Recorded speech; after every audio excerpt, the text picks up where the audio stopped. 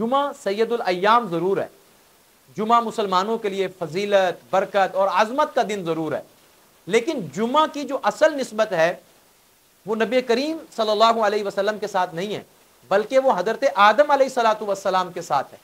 सही मुस्लिम की रिवायत के मुताबिक नबी अलैहिस्सलाम इरशाद फरमाते हैं कि वो तमाम दिन जिनमें सूरज चमकता है, उन दिनों में सबसे आज़मत और फजीलत वाला दिन जो है वो जुमा का है।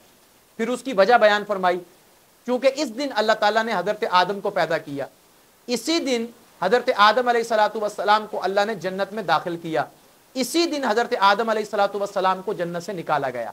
और मुख्तलिफ शुरूहात के अंदर लिखा है कि इसी दिन हज़रत आदम और हज़रत हव्वा की शादी हुई, इसी दिन हज़रत आदम अलैहिस्सलातु वस्सलाम को जो है अल्लाह ताला ने मौत दी, और इसी दिन क़यामत आएगी। अब जो जुमा का ताल्लुक है वो हज़रत आदम के साथ है, और हमारे नबी अलैहिस्सलाम के साथ किस दिन का ताल्लुक है?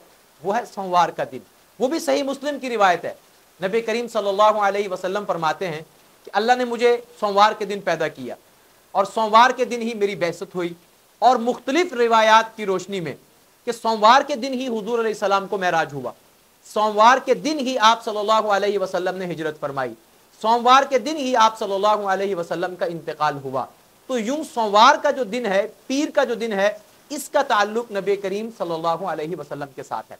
जुमे का ताल्लुक हज़रत आदम के साथ, सोमवार का ताल्लुक नबी अलैहिस्सलातु वस्सलाम के साथ।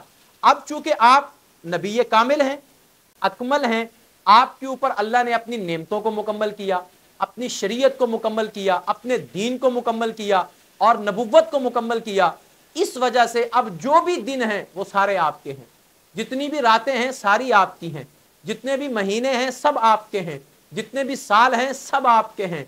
जैसे अहमद नदीम कासमी ने कहा था कि तुझसे पहले का जो माजी था हजारों का सही, अब जो ता हशर का फरदा है वो तन्हा तेरा।